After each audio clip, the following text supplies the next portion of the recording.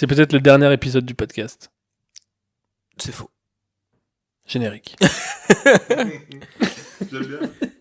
C'est à chaque fois que je cherche des blagues, je me dis, qu'est-ce qu'il a dit Louis Sarkozy? Mais putain, What would Louis Sarkozy do? il faut interdire les feux de... Putain, c'est fou ça. Ça, c'est incroyable. Bon allez, allons-y. Générique. Là, vous allez voir. L'émission a commencé.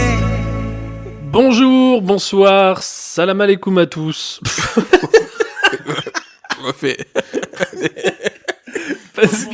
Parce que la semaine dernière j'ai dit shalom, salam, salut. Et là on est en Tunisie ce soir. Et c'est vrai.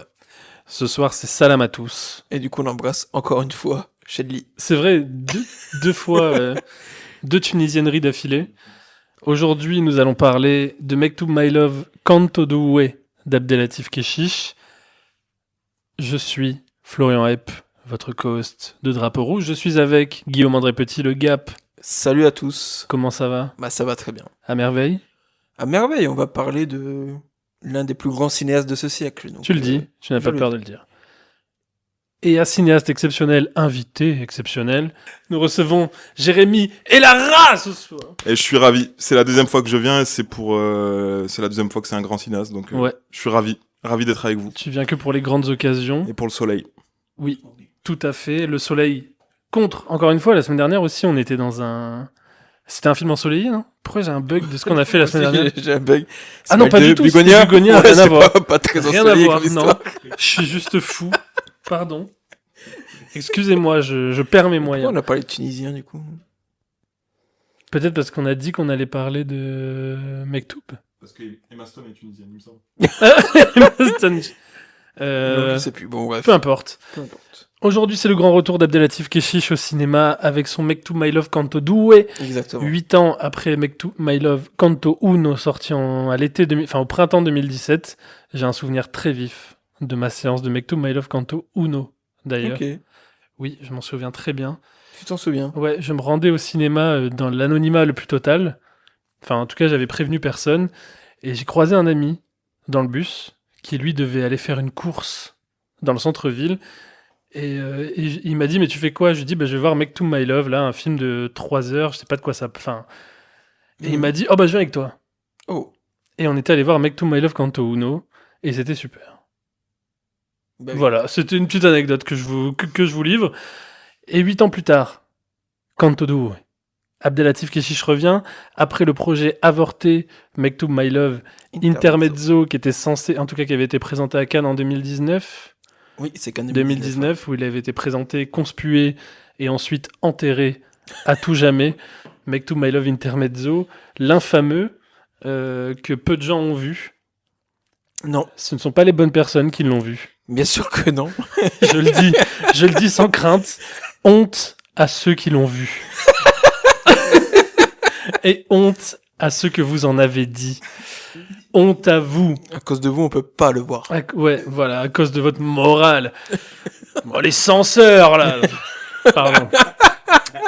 Petite blague, mais petit disclaimer, quand Bien sûr. même, obligatoire. Abdelatif Kechiche est un monsieur très, très, j'allais dire conspué, mais non, comment on dit, controversé.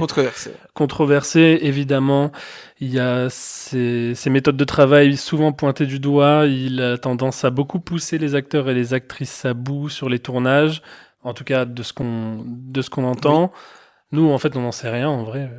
On n'est pas sur les tournages, on ne peut que relayer les témoignages. Il y a aussi une accusation d'attouchement sexuel classée sans suite en 2019.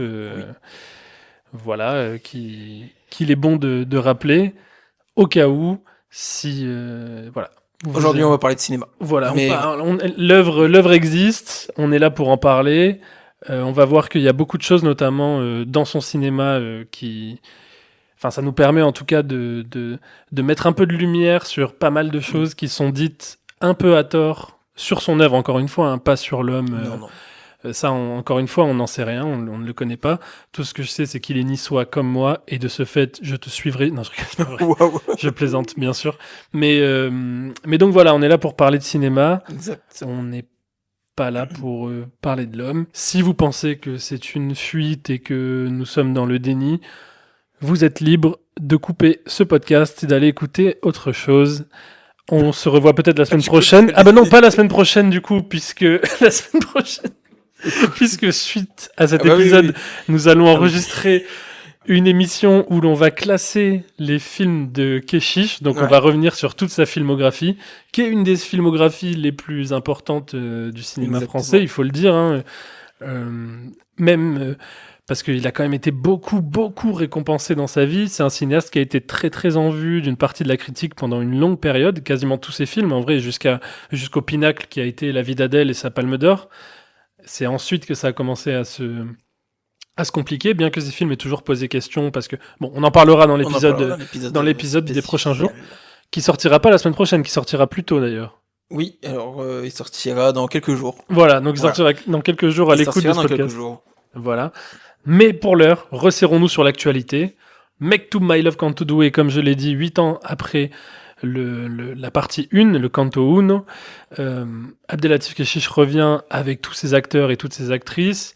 Il y a quelques nouvelles têtes, notamment Jessica Patterson, mais dans la vraie rue, je crois que ça s'appelle Paddington. Jessica Pennington. Paddington, ouais, voilà, c'est ça. Jessica Patterson, qui fait d'ailleurs, c'est très nanardesque comme nom, je trouve. Exactement. Ça m'a fait rire quand c'est très... C'est Jessica Patterson.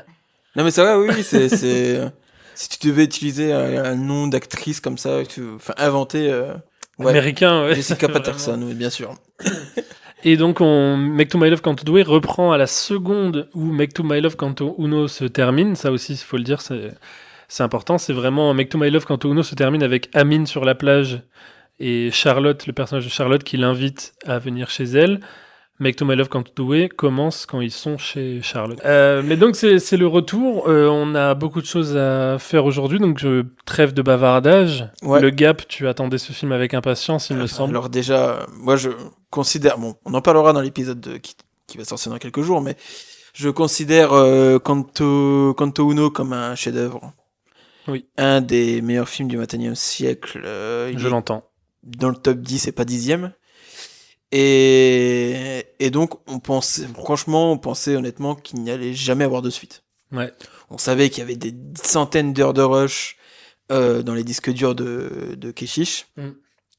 Qu'il y a eu ce film maudit qui est Intermezzo. Mais quelle mauvaise idée. T'imagines, en vrai, ça tient à rien, le cinéma. S'il avait pas fait ce Intermezzo, parce qu'en fait, je crois qu'à la base, il était censé envoyer le Canto Doué. En tout cas, il était censé travailler sur le Canto Doué et l'envoyer à Cannes. N'ayant pas fini le Canto Doué, il a dit je vais prendre des rushs en boîte de nuit. Ouais. Ça a ruiné sa carrière. C'est terrible. Mais contrairement aux accusations de viol. C'est Intermezzo qui aura ruiné sa carrière. Mais du coup, on pensait, quand on a commencé le podcast il y a 6 mois, on n'aurait jamais cru un jour parler d'un nouveau Mektub My Love. C'est clair. Donc c'est dingue. Mais donc du coup, bah écoutez, grand plaisir. Je me souviens encore exactement de ma réaction au moment où on a appris qu'il était au festival de Lucerno, qu'il allait être diffusé et qu'il allait sortir dans l'année. Enfin, c'est dingue, mais bref. Ouais. Grand film, de nouveau. Ok, tu mets les termes. Assez différent de Canto Uno. Ouais. Parce que Canto Uno a ce truc de tout le long de film de très solaire, de très, comment dire, il y a pas, Keshish montre des moments de vie. Juste sans réel scénario. Enfin, il n'y a pas de ligne directrice de scénario. Il n'y a pas d'enjeu narratif, voilà. On va dire. Il n'y a pas de problématique, il n'y a pas c'est ça. C'est juste des gens qui s'amusent, c'est juste des jeunes qui s'amusent l'été à 7, sous un beau soleil, sur la plage, en boîte de nuit. Là, il y a le côté solaire au début du film, puis d'un coup, ça devient... Ouais. On part sur autre chose. Ouais. Le film part totalement sur autre chose. Déjà, Keshish revient sur un domaine, sur un sujet dont il a pas mal parlé dans ses précédents films, voire tout le temps. C'est la lutte des classes, qu'il ne faisait pas dans Canto Uno. Là, elle est de retour parce qu'il y a un événement qui se passe dans cette vie de tous ces jeunes qu'on voit dans Canto Uno. C'est qu'il y a un couple qui débarque dans leur vie. Ouais, le débarquement, le débarquement, sauf que nous sommes pas en Normandie, mais à 7. Et du coup, donc c'est un couple de producteurs états-uniens, donc qui a une villa sur les hauteurs de 7, et qui le film débute de cette manière, c'est que ce couple arrive dans le restaurant que l'on voit dans Kanto Uno, donc le restaurant familial de couscous, et ils veulent un couscous alors que le restaurant est fermé. Ouais. Ce qui est déjà il se passe comment dire, il y a une, comment je pourrais dire ça. Mais en plus, même le temps que tu cherches, c'est qu'en fait, ils exigent un couscous pendant que eux sont dans la salle d'à côté en train de s'amuser. C'est ça. Et du coup, il y a déjà tout le film qui est là, c'est-à-dire que eux arrivent pour couper l'amusement, la danse, la joie, arrivent en disant non, nous voulons, venez nous servir, venez travailler. Exactement. Et en même temps, il y a tout ce truc où toute l'attention du coup qui était comme on avait dans Kanto Uno, toute l'attention qui était portée sur nos personnages, les jeunes qu'on avait sur cette famille élargie qu'on avait, cette là famille, va du coup... c'est un peu le bordel dans cette famille. Oui, voilà. Et d'ailleurs, elle le dit, je crois que je me demande si c'est pas Fierzi qui le dit. Que c'est compliqué. Oui, c'est compliqué, c'est une grande famille. Et du coup, là, d'un coup, tout le monde va venir se resserrer dans une scène un peu plus dramatique. Il y a déjà quelque chose, Il y a quelque chose de particulier. Déjà, rien que le premier plan, enfin, c'est un plan qu'on ne voit pas dans Kanto Uno. L'arrivée de la voiture, la Ferrari, je crois que c'est une Ferrari. Qui arrive comme ça, un peu comme, je sais pas, le mal arrive, quoi. Ouais. Il y a quelque chose et cette scène de restaurant est très, très particulière. On peut le dire.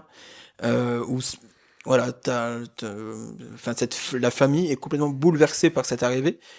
Mais ils se mettent quand même au diapason de ces États-Uniens, au service de ces États-Uniens, et qui va donner tout ce qui va faire suite. Mais en tout cas, voilà, moi j'ai beaucoup apprécié le film. Pour revenir sur d'autres moments, mais j'ai envie de parler un peu. J'ai envie de laisser la parole à notre invité qui est là, Jérémy. Bonjour. Bonsoir.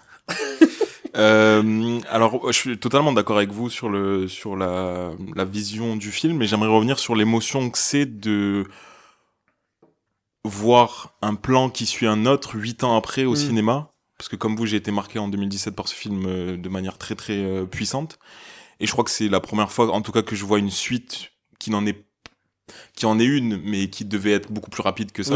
8 ans après, j'ai eu un sentiment très très bizarre, mais très puissant quand on a revu la première scène et quand le film a commencé. Mais comme on disait la semaine dernière, ce qui serait bien dans les prochaines années, c'est de faire une sorte de coffret à la Nymphomaniac où le film se suit d'affilée pour qu'on ait une vision plus... Out One de Jacques Rivette aussi, un truc de remettre tout en un seul bloc. Exactement, pour qu'on ressente une émotion unique tout au long du film, parce que là on parle de changement de plot twist, clairement, d'une lutte sociale une lutte sociale qui se met en route à cause de riches bourgeois d'Hollywood. Et encore que je dirais que par rapport à d'autres films de Keshish, la lutte sociale, elle est moins visible, je dirais, parce qu'on est à 7, on est au bord de la mer. Oui, et c'est les vacances. On a une bergère, on est en vacances, on a quelqu'un qui vit dans une maison familiale. Donc en fait, c'est potentiellement une manière pour Keshish d'admettre en fait qu'il y a une lutte des classes aussi, une lutte sociale dans ce genre d'endroit, même si tout paraît idyllique, tout paraît ensoleillé, tout paraît chaleureux.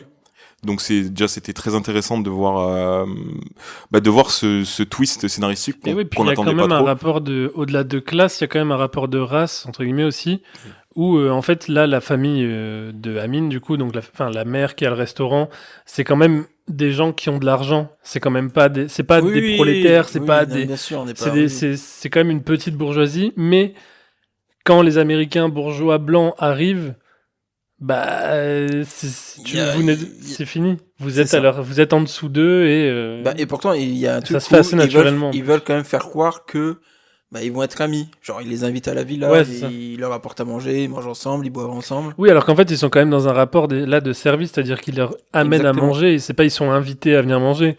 C'est eux qui amènent à manger et qui mangent. Ils restent pour discuter. Mais et je pense à la première scène à la villa du coup où parce que alors au moment de la scène du restaurant, la première, y a celle qui tient le restaurant, donc c'est la mère d'Amine, Si, c'est la mère d'Amine. D'Amine, pardon.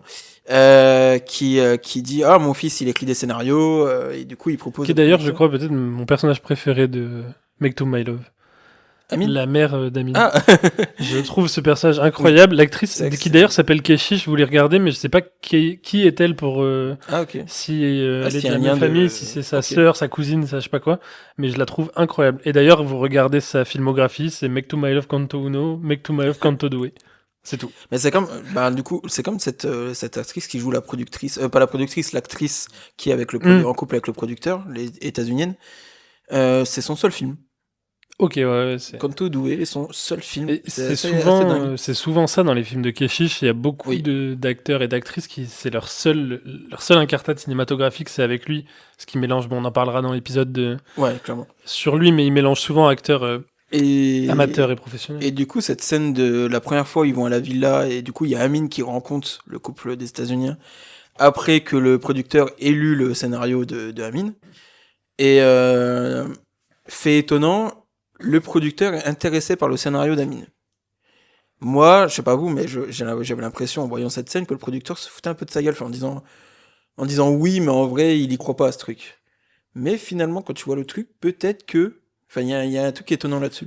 Ça rejoint ce que je voulais dire, c'est que là, on parle de différence de classe sociale, mais je trouve, comme dans tous les Keshish qu'on a tous revus récemment, il y a de la nuance de partout et on rentre jamais dans des clichés avec de gros sabots. C'est-à-dire que ce producteur et cette actrice paraissent hautains, ils le sont au restaurant, ils veulent des choses que les gens lambda ne peuvent pas avoir, c'est-à-dire un couscous à 23h alors que le restaurant est fermé, typiquement. Mais quand j'entends les propos du producteur, on sent quand même quelqu'un de plutôt sérieux. Et même quand il dit que, de manière générale, quand on lui envoie des scénarios, il lit les première page, je crois. Après, on apprend même qu'il lit aucun scénario en réalité. Ah ouais? Et que c'est plus les personnes qui travaillent avec lui qui lisent les scénarios. D'accord. Et qui lui disent oui, non. Et okay. Mais dans tous les cas, la manière dont il le dépeint, on fait face à quand même un mec plutôt dans la discussion, on va dire dans l'échange, et pas un mec qui renie totalement les personnes qui lui font face. Donc il y a déjà, on en reparlera dans le Top Keshish, mais ces personnages sont souvent nuancés de sorte à ce qu'on ait la facette négative, bien sûr, et la facette positive. Et ça, je trouve ça mais hyper final, intéressant. C'est qui va faire que ça va tomber dans le négatif? Je laisse Basta Flingo. Non, mais c'est vrai, je rebondis sur ce que tu dis, Jérémy, c'est qu'il y a vraiment... C'est vrai que l'importance du cinéma, et je pense que c'est ce qu'a compris Keshish depuis le début, c'est qu'en fait, on est dans un art qui nous permet de pas résumer les choses à ce qu'elles sont. C'est-à-dire que, oui, il y a dans la vie des trucs qui sont ce qu'ils sont et qui ne changeront pas, notamment le côté lutte des classes, lutte raciale, différence entre les hommes et les femmes. Mais le cinéma nous permet de montrer que parfois c'est un petit peu plus compliqué que ça. Oui. Et qu'en tout cas, il y a parfois de vraies émotions qui se jouent dans de fausses, entre guillemets, situations. Et pour moi, la scène qui révèle ça, mais à 100%, c'est quand ils sont justement en train de discuter du scénario d'Amine avec le producteur et que à côté, Tony et Jessica... rejouent une scène de Raging Bull. Et en fait, je trouve ça fou parce qu'il y a en même temps, c'est-à-dire que il y a ça rebondit aussi sur ce que tu disais, Guigui, c'est que en fait, on a le producteur qui est en train de dire à Amine, moi j'aime ton scénario, c'est trop bien ce que tu fais. Mais qui veut transformer le scénario. Voilà, oui, mais qui veut transformer le scénario et qui du coup, en fait, là on se dit. Mais en fait, s'il faut, il en pense... Enfin, tu vois, on se dit, il est en train de jouer son rôle de mec qui veut un petit peu rigoler, et en même temps, en face, t'as eux qui sont en train de jouer une fausse scène, et du coup, il y a les 4 personnages, en tout cas les 2 discussions, qui ont chacun des discussions qui pourraient être prises pour ce qu'elles ne sont pas, en fait. Et on sait jamais vraiment sur quel pied danser. En fait, il y a plus de vérité qui se joue entre Tony et Jessica qui refont une scène de Raging Bull, donc alors qu'ils interprètent des personnages, que Amine et le producteur qui pourtant sont dans une situation de la vie réelle, on dirait qu'ils jouent des rôles. Amine joue le rôle du scénariste et l'autre joue le rôle du producteur. Est-ce que le producteur il fait pas ça juste pour récupérer sa femme, qui sait qu'il va la perdre? Non mais bien sûr, Mais justement, dans ça, il y a absolument, enfin, il y a, comment dire, il y a aucun, enfin, ça aurait été un tout autre scénario de quelqu'un d'autre s'il aurait totalement fait la même chose. Bien sûr, mais c'est totalement ce que je dis, c'est-à-dire qu'en fait, il est pas honnête avec Amine. On est d'accord. Il a des intentions cachées, ou en tout cas, on peut supposer qu'il a des intentions cachées, on n'en sait rien. Le film n'ira pas d'ailleurs jusqu'au climax de cette histoire. On saura jamais si le film va vraiment se faire, s'il va signer quoi que ce soit. Bon, probablement pas du coup.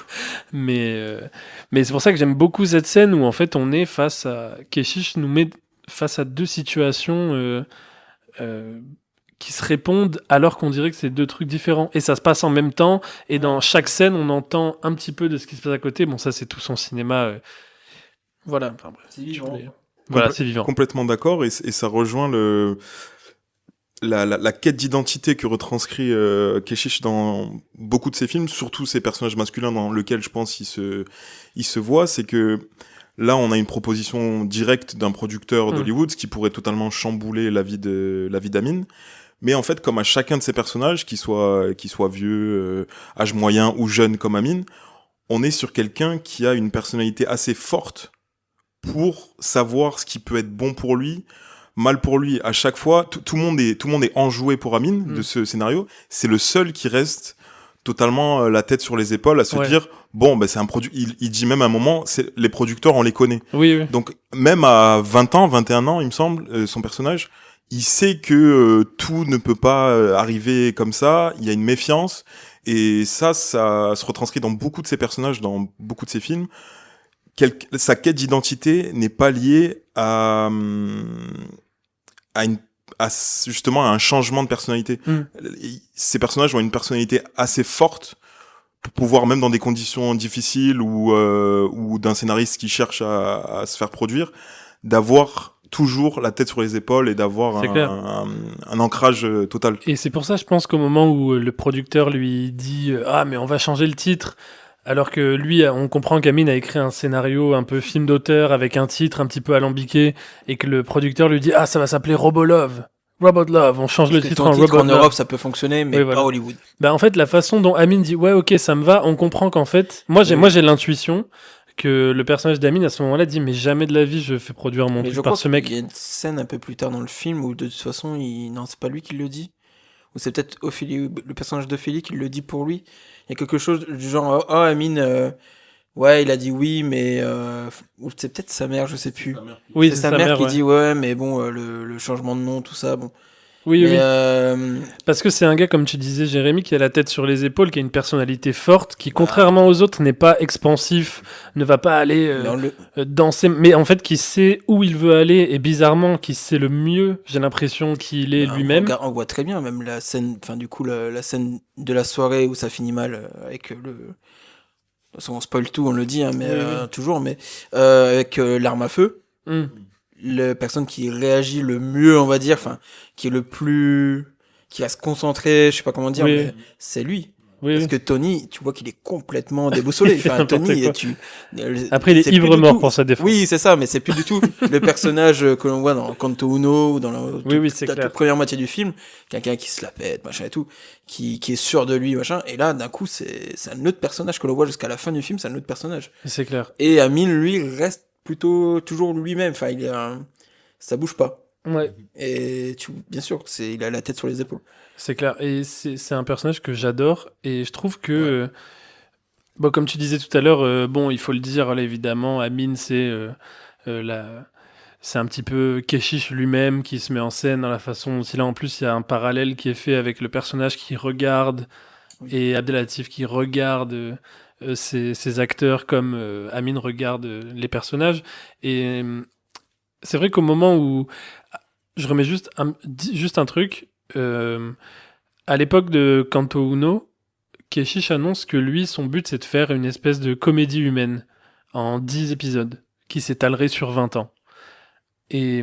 Merci. Bonsoir, monsieur Linklater. Oui, totalement. Très Boyhood.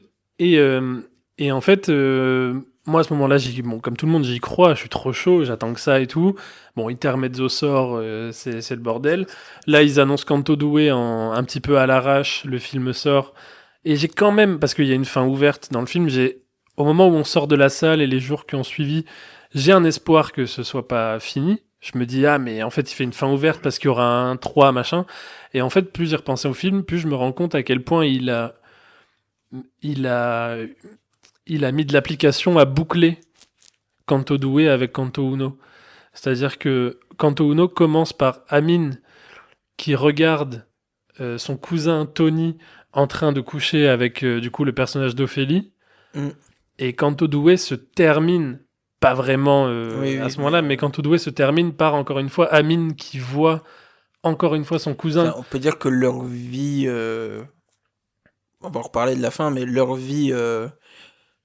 leur vie limite se termine là. Enfin, pas leur vie, mais... Et puis c'est quand même deux situations qui sont charnières. C'est-à-dire que dans le 1, quand il voit Ophélie et Tony coucher ensemble, nous on l'a pas au moment où on voit le film, mais le personnage d'Amine a le hors-champ de Ophélie est en train de tromper son mec avec un de ses meilleurs amis qui est Tony. Ouais. Donc c'est déjà quelque chose de grave. Ouais. Non mais c'est vrai, oui, c'est déjà quelque chose de grave, mais c'est grave gentil. C'est grave d'un côté un petit peu gentil, voilà, microcosme, côté un petit peu sentimental. Et là il y a un côté totalement désillusion dans Kanto Doué qui va même jusqu'à quelque chose d'assez sombre. Le moment où il voit son cousin en train de coucher avec une fille, là c'est du côté des illusions, c'est que c'est plus les vacances d'été, c'est plus le truc oh non, c'est du marivaudage, oh là là, il a couché avec machin, il a trompé. C'est que là c'est vraiment très très grave. C'est-à-dire qu'en fait, il y a une trahison déjà il y a une trahison entre guillemets professionnelle, puisqu'il se dit merde, si le producteur apprend que mon cousin couche avec sa meuf, sa femme, il va jamais produire mon film. Petit 2, si le producteur apprend que mon cousin couche avec sa femme, il va tous nous tuer. Et donc il y a un côté très ultra dramatique à ce moment-là qui répond avec ce qu'on voyait dans le 1 et qui pour moi boucle l'histoire Mektoub, quoi. Et ça me fait penser en fait au fondement du film, c'est-à-dire le titre Mektoub, My Love. C'est Amine a un espèce de respect envers le destin, et comme tu disais, il commence par le premier film commence par une observation, un débat sexuel de ses deux amis. Mais il fait rien pour le dire, et ça c'est un pattern qui se répète dans les deux films, c'est-à-dire qu'il va jamais être l'acteur d'une décision frontale ou d'une accusation. Il va laisser le destin faire les choses. Ouais. Et pareil pour le couple d'Américains qui viennent dans le restaurant à cette heure-là. C'est le destin aussi, c'était pas prévu qu'ils soient là à cette heure-là, c'est ce qui a permis leur rencontre, c'est ce qui a permis cette proposition de script. Et même s'il voit il voit Tony, et il le sent de toute façon dès la scène de la piscine où il mange, il sent que ça va potentiellement partir en vrille pendant qu'ils sont en train de rejouer Raging Bull, si je dis pas de bêtises. I don't wanna do it. Et il sait dans tous les cas. En fait, le personnage d'Amine est un des plus intéressants, je trouve, de Keshish, parce qu'il prend sur lui, et on voit uniquement à travers son regard en fait sa vraie vision des choses, j'ai l'impression. Donc il est tout le temps en observateur, c'est une espèce de personnage de jeu vidéo qui en fait prend les informations à gauche, à droite, et qui en fait est tiré par un espèce de fil invisible du destin. Je suis d'accord, mais il y a un moment où il veut quand même pousser le destin. À quel moment ? Le fait de vouloir à tout prix emmener Ophélie pour l'avortement. C'est pas Ophélie qui lui propose ? Si, mais enfin lui, moi je considère par rapport à la fin où il décide de partir de l'hôpital. Bien sûr. On sait que sa faiblesse, dans tous les cas, c'est Ophélie dans les deux films. Voilà. Et s'il prend la décision, qui est pour moi une mauvaise décision de partir de l'hôpital à ce moment-là, c'est parce qu'il va à tout prix aller à Paris avec Ophélie. D'accord. Donc la fin du 2. La fin du 2. Ouais, la fin de 2. Ok. Et pour moi, là, pour le coup, il suit pas le destin. Il se dit, ok. Je sais pas. Ok, c'est intéressant de. Ça dépend ce que t'entends par destin. Ouais, exactement. Oui, voilà, parce qu'il y a aussi, pour moi, justement, au contraire, encore une fois, la bonne chose à faire à ce moment-là, c'est de rester, attendre la police. Mais non, lui, il va pousser par un espèce de. Il est guidé. Ouais, poussé par un espèce d'élan. C'est ce que je ressens. Et le fait que Keshish ne donne pas de réponse, parce qu'en fait, s'il continue le film, La police le rattrape. Bon, on voit, il y a même intéressant aussi comment c'est assez furtif dans le film, mais la façon dont les flics parlent au personnage de Tony, où il y a tout un racisme qui se met en place à ce moment-là. C'est Ça, c'est totalement la scène de l'esquive, d'ailleurs. Oui, oui. Mais d'ailleurs, il y a beaucoup de références. Même la course finale, c'est la fin de la Glane et le mulet. Ouais, C'est oui, marrant totalement, comment ça se finit pareil. Comment Keshish s'auto-référence. Et c'est intéressant aussi de voir comment, à ce moment-là, Keshish, en tout cas, décide de terminer son film en nous laissant l'opportunité de se dire que ça va bien se passer et que, en fait, limite, c'est derrière lui, c'est-à-dire que Tony va, entre guillemets, pas payer pour ce qu'il a fait, mais en tout cas, être responsabilisé pour les actes qu'il commet. Oui, mais on sait que Amine, il va payer aussi. Oui, mais c'est pas montré dans le film. Oui, c'est bien qu'il. Oui, et du coup, il y a quand même un petit côté. Peut-être que Amine en fait va fuir, ou en tout cas, même si, vu on sait qu'il a rien à se reprocher à ce moment-là, on sait que même s'il le chope, il aura potentiellement rien. Et pour moi, cette course à la fin, elle évoque la volonté de un petit peu se couper avec sa famille. Et de prendre un espèce de départ, un nouveau départ. Et du coup, je sais même pas s'il fuit pour aller voir Ophélie ou pour aller à Paris, machin. Je pense qu'il fuit tout le monde à ce moment-là. Parce qu'il y a aussi la scène où il tombe du coup sur le futur mari d'Ophélie qui rentre. Et donc, à ce moment-là, on sent que l'étau se resserre et que pour moi, Keshish nous dit... Le personnage d'Amine, qui est quand même la sève de Mektoub My Love, c'est par lui que... C'est de lui... En fait, si lui ne regarde pas, nous, on voit rien. Et en fait, c'est comme s'il nous disait, bah là, l'étau se resserre et tout ce qui lui reste à faire, c'est fuir. C'est quitter, nouveau départ, il est jeune. Et je pense qu'il y a eu un côté... Bon, là, je suppute totalement sur la vie personnelle de Keshish. Je me permets une petite incartade de quelques secondes. Mais je pense que c'est arrivé à Keshish aussi. Parce qu'on sait qu'il y a beaucoup d'une part autobiographique assez grande dans tous ces films. Et je pense que lui, je l'ai dit en intro, il vient de Nice.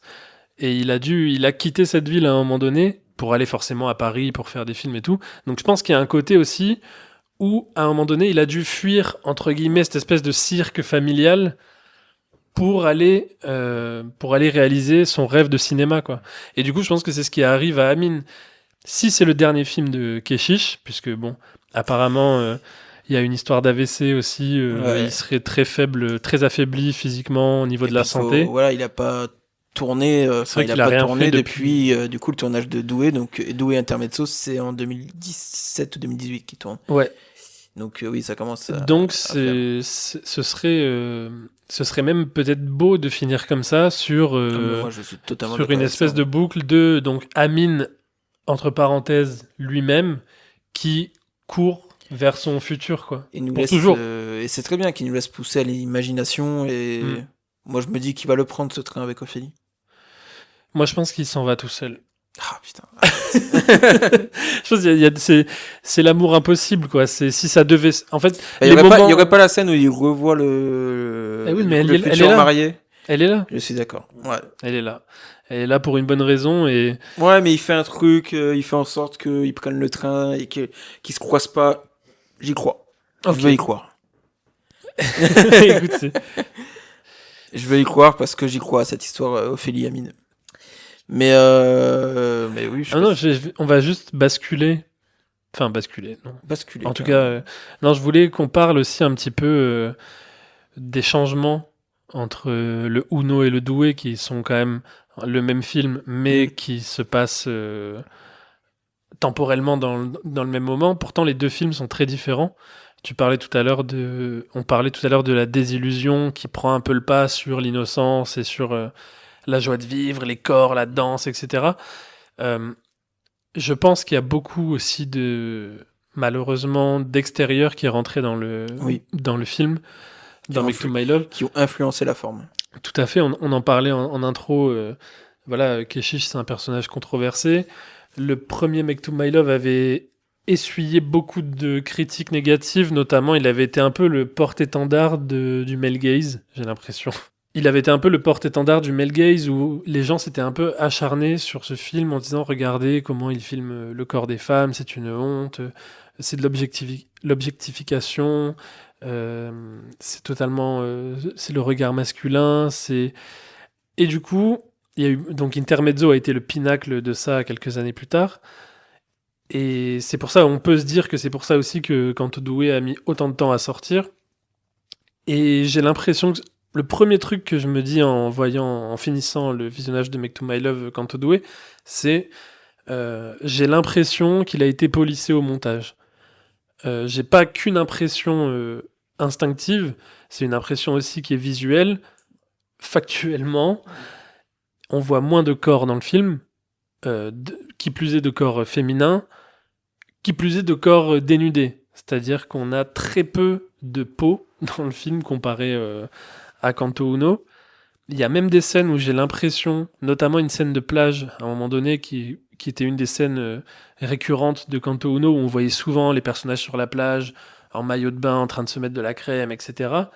Là, j'ai l'impression, il y a certaines scènes où j'ai eu l'impression que même au montage, on a changé, c'est-à-dire qu'on a zoomé dans l'image pour pas qu'il y ait trop, pour pas qu'on voit les fesses d'une actrice. J'ai l'impression qu'on a coupé certains plans avant qu'une personne rentre dans le champ et dévoile un petit peu, voilà, son corps en maillot de bain.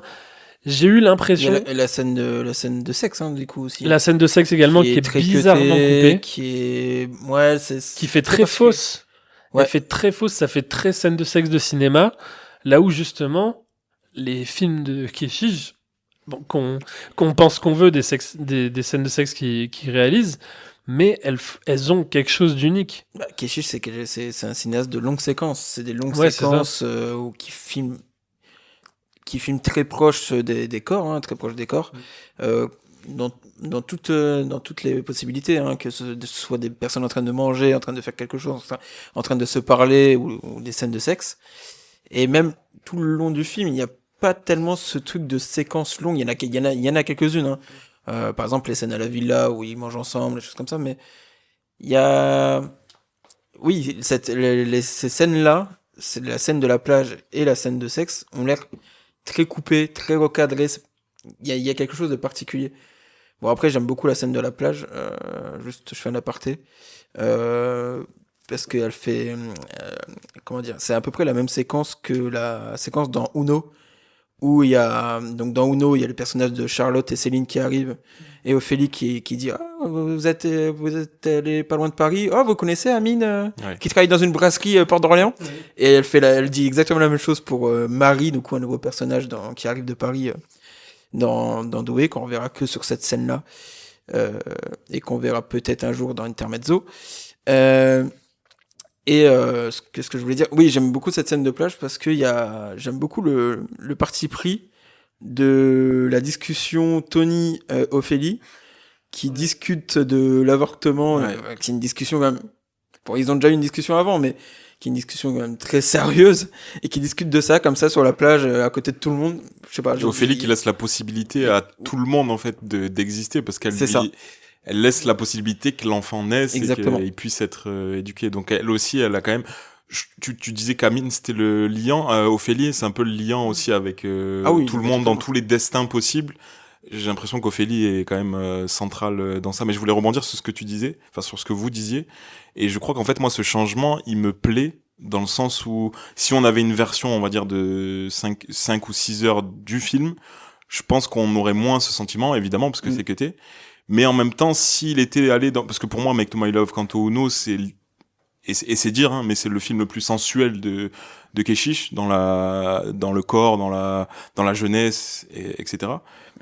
Mais s'il était revenu sur ce genre de direction artistique dans le Doué, je pense qu'on aurait peut-être vécu une sorte de Kanto Uno 2.0, tandis que là, le twist dont je m'attendais pas du tout, permet d'avoir d'être intéressé tout le film, d'être intrigué tout le film, et sa capacité à hypnotiser les gens, elle en prend pas du tout coup, quoi. Donc c'est personnellement, ce changement-là m'a plu dans l'appréciation du Doué, parce qu'on est sur on est sur une autre direction et un peu plus sérieuse moins solaire. Moins solaire, effectivement, et plus sérieuse pour Amin et la suite des choses. Notamment, il y a beaucoup de scènes de nuit qui sont filmées, des scènes de soir en extérieur, parce que c'est vrai que quand c'est le soir ou la nuit dans Kanto Uno, les personnages sont souvent dans des bars ou dans des boîtes, donc c'est très éclairé. Là, on a beaucoup de scènes sombres, même formellement, ça se retranscrit là-dessus. Et c'est vrai que tu parlais aussi d'axes plus sérieux. Moi, c'est peut-être le petit bémol que j'ai... Enfin, je sais pas si c'est un bémol, mais en tout cas, quelque chose que j'ai souligné dans le film, c'est que, comme tu disais tout à l'heure, Guigui, pour Kanto Uno, dans Kanto Uno, il y a très peu d'enjeux narratifs, il y a très peu... Et là, j'ai l'impression que le film a pas cache-misère, parce que c'est vraiment... Il n'y a pas de misère dans Kanto Doué, le film, les séquences sont géniales, les plans sont magnifiques, et voilà. Mais j'ai l'impression qu'il force un petit peu ce côté narratif qu'on avait... En fait, j'ai réfléchi, mais je crois qu'il n'y a aucun film de Keshish qui soit autant narratif que Kanto Doué, finalement, où on a vraiment, comme on en parlait tout à l'heure, c'est-à-dire qu'on a la situation initiale au début avec les Américains qui arrivent, la problématique, plusieurs problématiques, c'est-à-dire qu'il y a le scénario d'Amin et la relation extra-conjugale, les péripéties, et ensuite ce climax, donc avec limite cette scène de gunfight, quoi, qui est du jamais vu, ça, pour le coup, dans un film de Keshish. Et j'ai l'impression, alors ça existait, puisqu'il a tourné les rushs avant qu'il y ait toutes ces histoires de polémiques, mais j'ai l'impression que là, le film se centre sur ça, aussi parce que il a peut-être moins confiance en ce qu'il a comme image à sa portée. C'est-à-dire que dans le 1, c'est très mal dit, comment je l'ai dit, mais en tout cas, j'ai l'impression que dans Kanto Uno, il a, bon, comme on l'a dit tout à l'heure, des centaines d'heures de rush, il fait ce qu'il veut avec les images, et en fait, il a des scènes tellement folles, il a des séquences tellement pures, tellement brutes, qu'en fait, il se dit, mais je m'en fous de raconter une histoire, je vais juste montrer des moments de vie, et ça va être exceptionnel, et c'est exceptionnel. Et là, dans Kanto Doué, peut-être qu'il est bridé. Je pense que c'est une envie de sa part aussi de faire un truc moins solaire depuis le départ. Je pense qu'il voulait raconter ça. Peut-être pas aussi vite, ceci dit. Mais du coup, il y a ce côté où, bon, bah, vu que je peux pas mettre les images que je veux, vu que je peux pas prendre le temps de filmer les corps, de filmer des scènes, de filmer la sensualité comme je le filmais avant, bah, je vais faire une histoire, quoi. Au moins, on aura quelque chose, les gens auront un film à se mettre sous la dent, plutôt que de rester sur cette espèce de... Parce que j'ai l'impression, voilà, qu'il a été bridé à ce niveau-là. Après, peut-être que c'est totalement faux. Non, c'est une certitude. Je vous rejoins sur les plans zoomés, voire des petits outils de stabilisation à des moments où le plan tremblait carrément. Mais il y a des moments vraiment sur la plage, notamment. Sur la plage, à un moment donné où t'as vraiment, j'ai l'impression vraiment, tu sais, première pro X Y, que t'as mis le nom, et tu vois le panorama numérique, quoi. C'est ça, ouais. Post-prod. Mais je sais pas quelle est la dose de rush qu'il a pu avoir pour le Kanto Doué en termes de charnel, de sensualité. Mais en fait, je veux dire peut-être une dinguerie, mais si on a un jour cette version, je sais pas, 7 heures, 8 heures de film d'affilée, je pense que Make to My Love Kanto Uno, c'est la plus belle exposition jamais réalisée de film. Parce que, comme vous le disiez, dans le premier, les enjeux sont plutôt simplistes, humains, charnels, sensuels. Et donc là, le plot twist arrive 3 heures après scénario, et encore que le plot twist, il est beaucoup plus sérieux dans le Doué, effectivement, le gunfight et tout ça. Mais on est sur quelque chose de plutôt logique si on sait que dans le Kanto Uno, Amin est scénariste, il est photographe aussi, donc il a une ambition. Donc cette arrivée-là, dans un film normal, elle arriverait à la 30e minute, 35e minute. Et en fait, le Kanto Doué, je pense que il m'a fait replonger dans l'expérience qu'est Kanto Uno. C'est-à-dire, pour moi, ça fonctionne comme un souvenir. C'est-à-dire que je me remets le film, je repense à une période de ma vie. Je repense à même quand tu viens du Sud, c'est un peu plus facile, mais à des moments estivaux avec tes collègues sur la plage, à parler de tout et de rien. Mais c'est ce qui fait un été entier, en fait, à cet âge-là. Donc, le Doué, pour moi, a cette fonction de Uno, c'est le levier, Doué, c'est le, on va dire, c'est le coup près. Ouais, c'est ça, c'est le coup près d'Amine. Et mais il faut aussi dire que le film Quanto Doué dure 2h10, 2h15. Beaucoup moins que. Qui est quand même très court. Ouais. Et notamment, il y a vers la fin du film, avant que Amine aille à la villa de Jessica et rejoindre son cousin, il y a tout le groupe des filles qui partent. Enfin, les filles. Il y a aussi, il y a tout le monde, quoi, tout le toute groupe, la famille, tout le groupe. toute la famille qui part en boîte de nuit pour une soirée avec un espèce de concours de danse, machin. Je pense que pré-polémique, le Make to My Love Quanto Doué dure 3 heures et qu'on a la séquence entière de ce concours de danse dans le film. Et là, on l'a pas. Et je trouve que, et c'est pas que c'est frustrant, mais c'est que, en fait, on a envie, et peut-être qu'il le fait, peut-être qu'il a envie de nous frustrer aussi. Peut-être que c'est un côté de dire, en fait, Amine, là, il pourrait aller en boîte s'amuser avec. Aussi, En plus, ce qui est marrant, c'est que t'as vraiment Amine dans Make to My Love, c'est que vraiment toutes les filles sont attirées par lui. Non, mais ça, c'est dingue. J'ouvre une parenthèse. Je les comprends. Il est sublime. Bien Pour sûr. moi, je le dis, je m'éloigne du cinéma quelques secondes. Shahin Boumedienne, plus bel acteur. Oui. C'est le plus beau du parc. Oui, non, mais bien sûr. Du cinéma français. Je trouve. Oui, non, mais je trouve. totalement d'accord avec ça. Il y a Anthony Bajon aussi. Qu'on embrasse.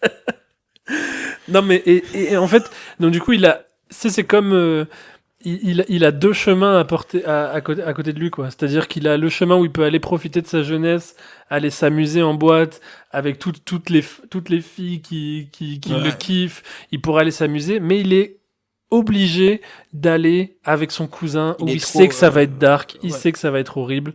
Donc peut-être cette scène de boîte n'existe même pas dans les rushs. Peut-être que Keshish voulait. Moi, je suis d'accord avec ta théorie. Je pense qu'elle existe. Oui, mais du coup, ça fonctionne sur ce principe de frustration. Bien sûr. Et ça fonctionne aussi sur le côté plus désillusion quant au doué. Oui, c'est vraiment le même côté, tu sais, le même où tu choisis ton côté, là, le joyeux et tempête.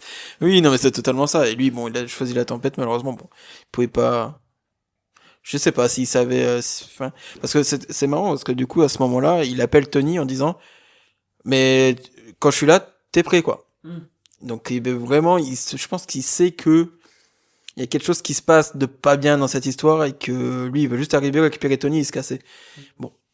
Ouais, c'est une sorte de tenaille dans laquelle il est, dans laquelle je parle pas pour vous, je vais parler pour moi, mais dans laquelle je peux me retrouver dans le sens où quand t'es ado ou jeune adulte et que tu penses beaucoup et que t'intériorises beaucoup, que ta personnalité est sensiblement la même que celle d'Amine, eh ben en fait tu vis parfois les séquences comme lui, c'est-à-dire que tu vois ton collègue qui est lui beaucoup plus dans l'extériorisation et beaucoup plus assuré, beaucoup plus confiant, qui va gérer quelques meufs dont toi aussi tu veux, pardon. Encore une fois, c'est ce côté observateur, je pense, dans lequel Keshish se retrouve aussi, et il démêle un peu son enfance et les choses qu'il a vécues à Nice, Sète, Montpellier, cette zone-là. Nice. Juste, Seth, c'est vraiment j'ai écouté une interview où il disait qu'il n'y avait jamais pensé lui-même. Même c'est. De quoi, de Seth ? En fait, ouais, c'est-à-dire qu'en gros, donc Keshish, il a grandi, il a fait toute sa jeunesse à Nice jusqu'à ses 25 ans, quelque chose comme ça. Et en fait, lui, à l'époque, il voulait absolument faire jouer son père dans ses films, qui n'était pas du tout acteur. Hein. Mais il disait, moi, je pense que c'est. Et en fait, au moment où il essaye de faire financer La Faute à Voltaire, son père décède. Et à ce moment-là, Keshish fait un blocage, il veut plus tourner à Nice. Parce que pour lui, ça n'a pas de sens sans son père, c'est trop dur, ça lui rappelle trop de souvenirs. Et du coup, il veut plus tourner. Mais lui, en fait, il aurait voulu tourner à Nice toute sa vie. Et du coup, il cherchait une autre ville où tourner. Il a essayé Marseille, mais il n'a pas aimé. Il a même pensé à Dunkerque. Il s'est dit, je vais à l'opposé total, je vais tourner. Voilà. Plage, Et en fait, c'est son producteur de l'époque, je crois, qui lui Claude dit... je sais plus qui Je crois que La Faute à Voltaire, c'est Berry, si je dis pas de bêtises. Qui lui dit, essaye d'aller à Sète. Ça correspond un petit peu, ça ressent les mêmes sensations, ce côté un petit peu village et en même temps ville et en même temps la mer et tout ce côté-là. Et du coup, il y est allé et effectivement, donc du coup, Sète fonctionne comme une espèce de... En fait, si si Amine c'est Keshish, Seth c'est Nice en fait. Exactement. Donc c'est un peu ce côté-là. Ça rejoint un peu, je pense, son parcours.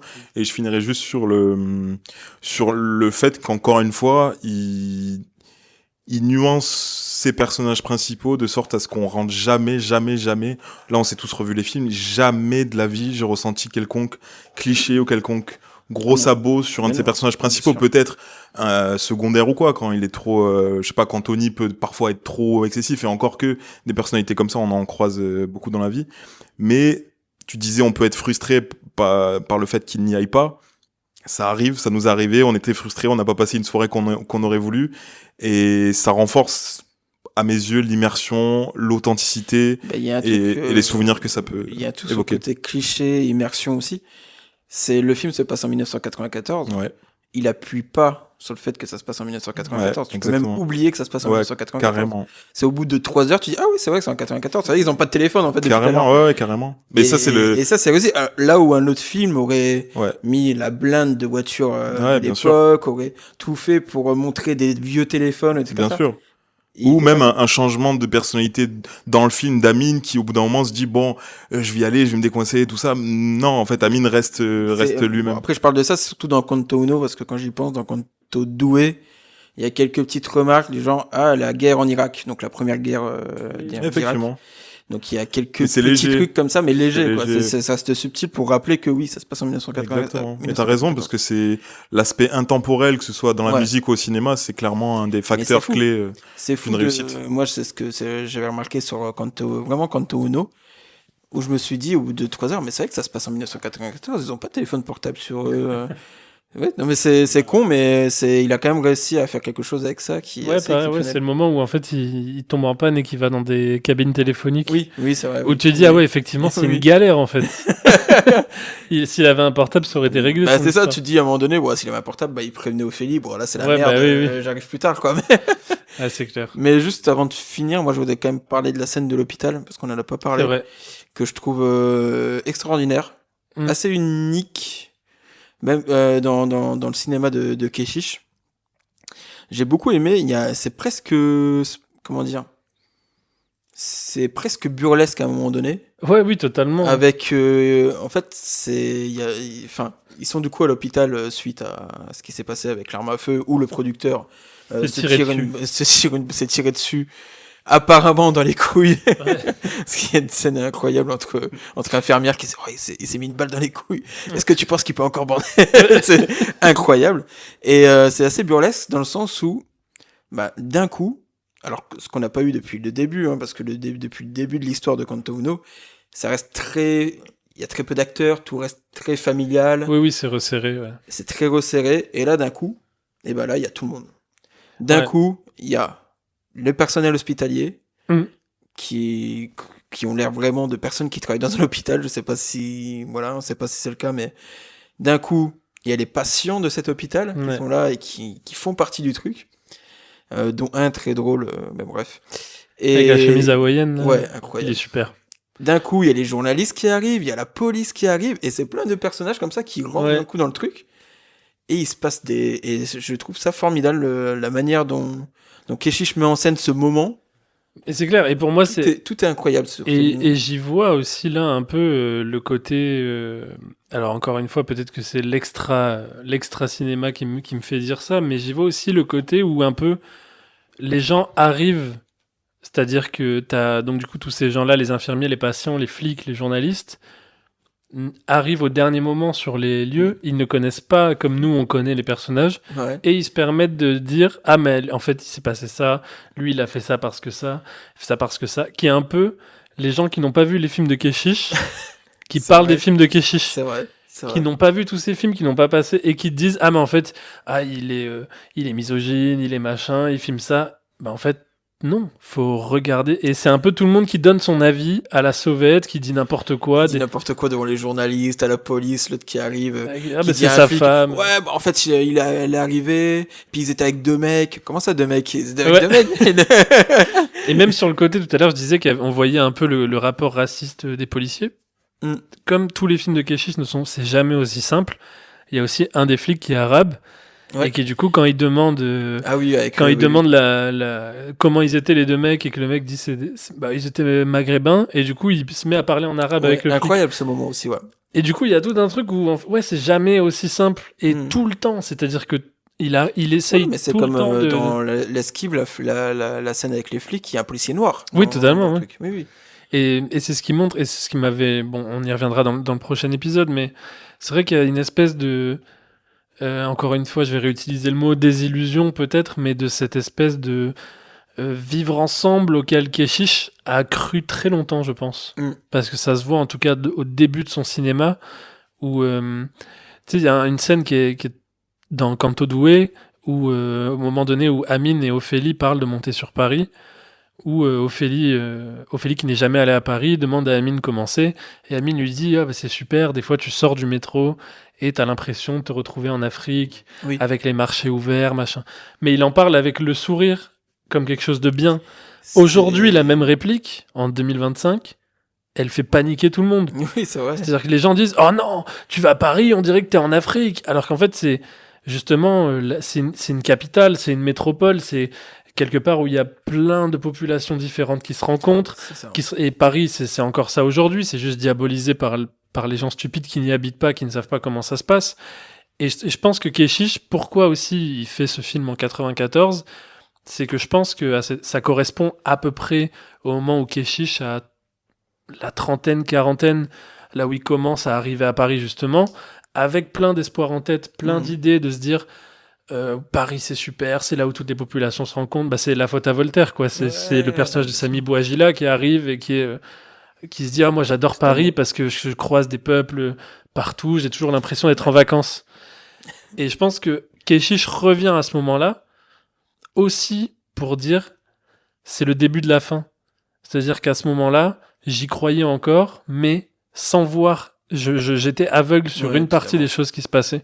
Et c'est en ça que je trouve que si c'est son dernier film, symboliquement, c'est encore une fois sublime. Parce que je pense que si tu boucles Mektoub My Love Canto Doué avec La faute à Voltaire, bien sûr, tout le chemin parcouru, tout ce qui s'est passé. Oui, c'est assez fou. Et... Alors, je suis totalement d'accord avec toi, mais je sens pas le côté fataliste de Keshish dans le sens où effectivement, je crois que chacune de ses fins est plutôt dramatique, mais sauf Canto Uno. Sauf Canto Uno, effectivement. Mais un peu pour Amine qui se rabat un peu sur Carlotta. Ouais, mais bon, c'est dramatique dans un autre sens. Si on pense à toute l'histoire Ophélie Amine, oui, je suis totalement d'accord. Exactement. Mais c'est plutôt dans on en parlera dans l'autre podcast. Mais c'est toujours teinté d'espoir, je trouve. C'est toujours d'espoir, oui, c'est ça, d'espoir de malgré la fin de La faute à Voltaire. Y a pas non, mais là on parle de l'État, clairement, elle est horrible. Mais je te parle de comment il a été accueilli, de comment il peut s'entourer de personnes qui n'ont rien à voir avec lui, mais qui l'acceptent pour ce qu'il est.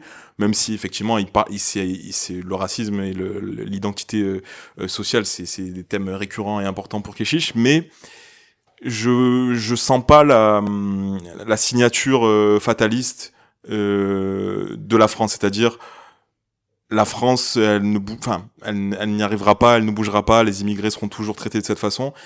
Je trouve que ces films servent à quand même avoir un autre regard, mais toujours très nuancé. Oui, parce qu'il y a un côté toujours vivre ensemble de Keshish qui a toujours montré ça.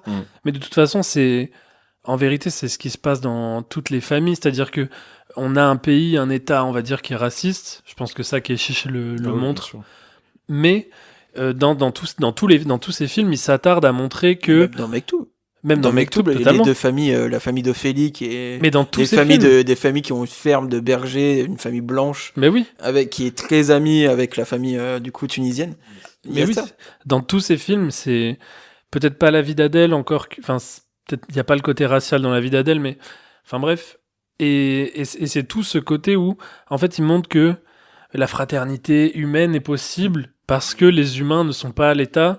Et encore une fois, tout n'est pas si simple. C'est-à-dire que même dans Vénus Noire, qui est peut-être son film le plus sombre, le plus dur et qui montre le plus frontalement le racisme inhumain, parce que là, on est vraiment sur une déshumanisation totale, il montre que même là, il y a quand même une relation et quand même des trucs qui se passent entre eux, du coup, enfin bref, on en parlera dans l'épisode d'après, mais c'est jamais aussi simple. Et moi, c'est vrai que dans tous ces films, c'est toujours des familles mixtes, c'est des grands repas. Il y a t'as toujours des. Moi, ça me fait penser à une des plus belles scènes dans le cinéma de Keshi, c'est la partie de pétanque dans La Faute à Voltaire. Ou la Tout le monde est réuni. Bien sûr. Ou la première scène de. Mais parce que La Faute à Voltaire, je pense que La Faute à Voltaire, c'est peut-être son film où il est le plus entre guillemets naïf. Oui, où il est vraiment, il arrive avec une espèce de morale de dire bah regardez, on est tous ensemble, machin. Je trouve que c'est encore plus bon, on en parlera dans le prochain podcast encore une fois. Désolé pour tout ce teasing, mais ça arrive dans quelques jours. La première scène de Couscous dans La Graine et le Mulet, où t'as la famille recomposée, avec. T'as du coup l'acteur qui joue dans La Faute à Voltaire, qui est exceptionnel, qui est lui marié, qui est un blanc marié avec une femme maghrébine. Puis t'as des gens qui arrivent, qui repartent. T'as la femme de l'autre qui est, je crois, d'origine russe, il me semble. Ouais. Donc t'as toute cette tablée qui, pour le meilleur et pour le pire, mange ensemble, malgré tout ce qui se passe aux alentours et que certains peuvent pas se voir, etc. Mais il y a toujours cette envie de rassembler. Et je pense que ça a été présent dans la vie aussi de Keshish. Et je pense que c'est quelque chose qui est très méditerranéen finalement, que ce soit pas forcément, mais oui, le sud de la France, le Maghreb, l'Italie, même tout ce côté un petit peu, les grandes familles qui essayent de faire famille en fait. C'est-à-dire que c'est tous les films de Keshish, c'est des gens qui sont ensemble et qui essayent de faire famille. Et qui n'y arrivent pas forcément tout le temps. Mais ces moments de vie ont existé, ces repas-là ont existé. Il y a eu un moment où ça a été en harmonie. Même si c'est une harmonie chaotique, il y a eu de l'amour là-dedans. Et c'est ce que Keshish cherche dans tous ses films. Et dans Canto Doué aussi, c'est tout le temps... Amin, au final, il cherche l'amour. Il est amoureux d'Ophélie. Ça marche pas. Il est passionné par le cinéma. Il essaye, il fait des photos. C'est quelqu'un qui a envie de vivre, quoi. Qui, même s'il est pas très actif, on va dire, il est plus passif que la plupart des gens qui sont autour de lui. C'est quelqu'un qui est dans la recherche, de cette joie-là, de cette vitalité. Et voilà, je trouve. Voilà. Exactement. Je finirai peut-être l'analyse sur Canto Doué avec une note plus légère. C'est vraiment l'importance de l'humour et à quel point il lit le propos. Je veux dire, moi, j'ai plus ri devant Canto Doué que beaucoup de comédies françaises récentes qui se veulent comédies. Donc voilà, l'authenticité, ça paye toujours, et le choix d'acteurs, la manière, parce qu'on en a pas parlé, mais la manière dont ils gèrent les acteurs. Ah oui, ça on en parlera aussi dans l'épisode d'après. Oui, on en parlera effectivement, mais ça c'est quelque chose d'assez incroyable. C'est exceptionnel parce que dans Mektoub, que ce soit Uno ou Doué, on est face à des acteurs quasi tous amateurs ou qui débutent. Oui, totalement. Et réaliser ce genre de prouesse avec des acteurs qui n'ont aucune expérience, c'est exceptionnel. Donc quand tu rajoutes la couche de l'humour dans le Doué qui est plus importante quand même que dans le Uno, eh ben forcément ça participe au fait d'être hypnotisé en fait au cinéma et de pas voir le temps passer et en fait de faire face à une forme de réalisme de toute façon documentaire comme dans tous ces films. Encore une fois, j'en parlerai encore après, mais c'est le cinéaste du naturalisme. Hein, exactement, ouais. Et c'est montrer le réel et il le fait, mais il le fait de la meilleure des manières. Il le fait mieux que beaucoup de gens sur Terre, quoi. Oui, et de manière souvent, naturalisme et réalisme, c'est accolé à un espèce de cinéma un peu chiant, un peu ennuyant, un peu long.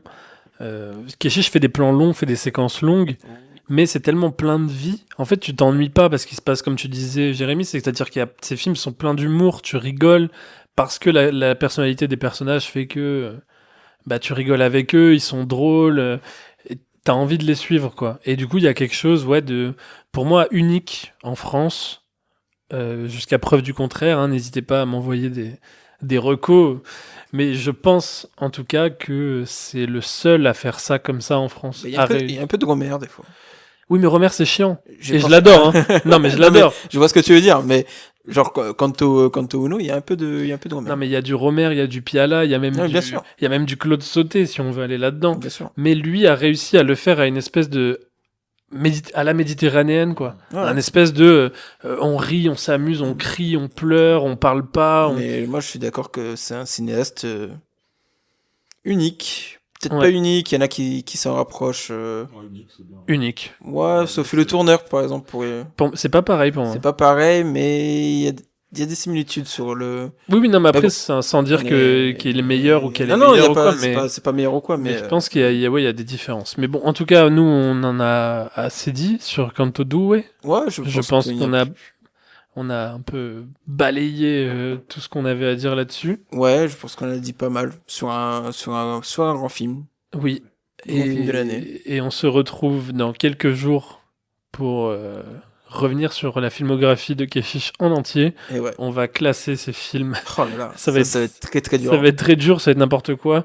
Mais bon, c'est une excuse pour revenir sur sa filmographie, le top en lui-même. Oui. Voilà. Merci Jérémy. Merci Jérémy d'être venu. Et on se retrouve dans quelques jours. Et à bientôt. N'oubliez pas de vous abonner. Mettre 5 étoiles sur Spotify. Voilà, nous suivre sur Instagram. Et mettre des commentaires. Je sais pas, mettre des commentaires. C'est ringard de dire ça. Ouais, non, on s'en fout des commentaires. Ouais. Mais non, je rigole. Si vous voulez nous dire des trucs par commentaire, faites-le. Ouais. Mais Et on se retrouve dans quelques jours pour un spécial Keshish. Exactement. Et Inch'Allah. Inch'Allah. Bisous. Bisous.